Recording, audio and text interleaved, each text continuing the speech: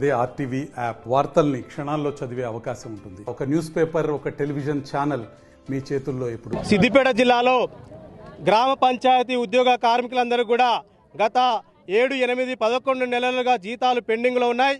వాటిని వెంటనే విడుదల చేయాలి, జీతాలు ఇవ్వాలని చెప్పేసి ప్రధాన డిమాండ్ తోటి ఈరోజు గ్రామ పంచాయతీ ఉద్యోగ కార్మికులందరూ కూడా కలెక్టర్ కార్యాలయం ముట్టడికి రావడం జరిగింది.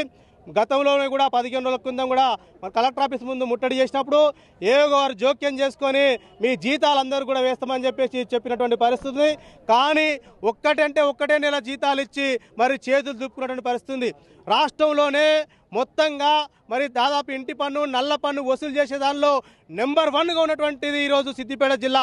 మరి ఆ రకమైనటువంటి గ్రామ పంచాయతీ ఉద్యోగులు, బిల్లు కలెక్టర్లు, ఎలక్ట్రీషియన్ పనిచేసిన వాళ్ళు, స్వీపర్స్ అందరు కలిసి మూకుమ్మడిగా మరి గ్రామ పంచాయతీల ఆదాయం పెరగడానికి కృషి చేస్తే గ్రామాలను, పల్లెలను మొత్తం కూడా పరిశుభ్రతగా ఉంచి మరి హరిత విప్లవాలు తీసుకొచ్చినటువంటి గ్రామ పంచాయతీ ఉద్యోగుల జీతాలు ఇవ్వకపోవడం ఏంటని చెప్పేసి ఈరోజు సిఐటిగా ప్రశ్నిస్తున్నాము. తస్మత్ జాగ్రత్త, గ్రామ పంచాయతీ ఉద్యోగులకు జీతాలు ఇవ్వకపోతే ఈ ప్రభుత్వాన్ని కూడా స్తంభింపజేస్తాము.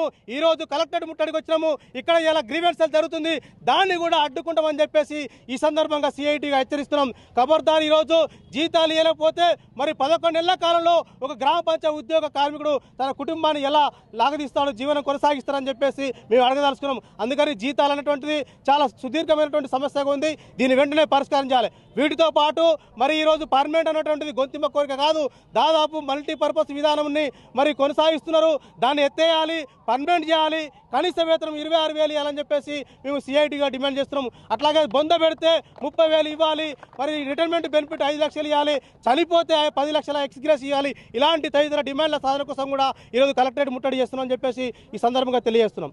గ్రామ పంచాయతీ కార్మికుల సమస్యలు పరిష్కారం చేయాలనేసి, గతంలో ఇచ్చిన హామీలను అమలు చేయాలని, పెండింగ్ వేతనాలను విడుదల చేయాలని పోయిన నెల 19 రోజు ధర్నా చేస్తే కలెక్టర్ ఏవో గారు వచ్చి మీ సమస్యలను 5 రోజుల్లో పరిష్కారం చేస్తామని హామీ ఇవ్వడం జరిగింది.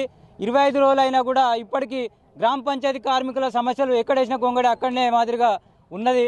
కాబట్టి గ్రామ పంచాయతీ కార్మికులు రెక్కాడితే కానీ రొక్కాడని బతుకులు, చిన్న మధ్యతరగతి బతుకులు. కాబట్టి వీళ్లకు నెలల తరబడి వేతనాలు ఇవ్వకపోతే ఏ రకంగా బతకాలనేసి ఈరోజు కలెక్టర్ గారిని మాట్లాడి తాడో పేడో తేల్చుకోవడానికి ఈరోజు జిల్లాలో ఉన్న అన్ని గ్రామాల నుంచి గ్రామ పంచాయతీ కార్మికులు తరలిరావడం జరిగింది.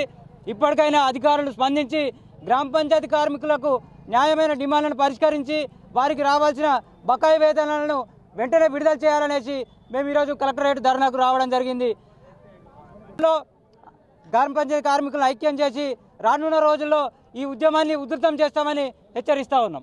మరిన్ని వీడియోస్ కోసం ఛానల్ ని సబ్స్క్రైబ్ చేయండి, లేటెస్ట్ అప్డేట్స్ కోసం వాట్సాప్ ఛానల్ ని ఫాలో చేయండి, అండ్ లింక్ డిస్క్రిప్షన్ లో ఉంది.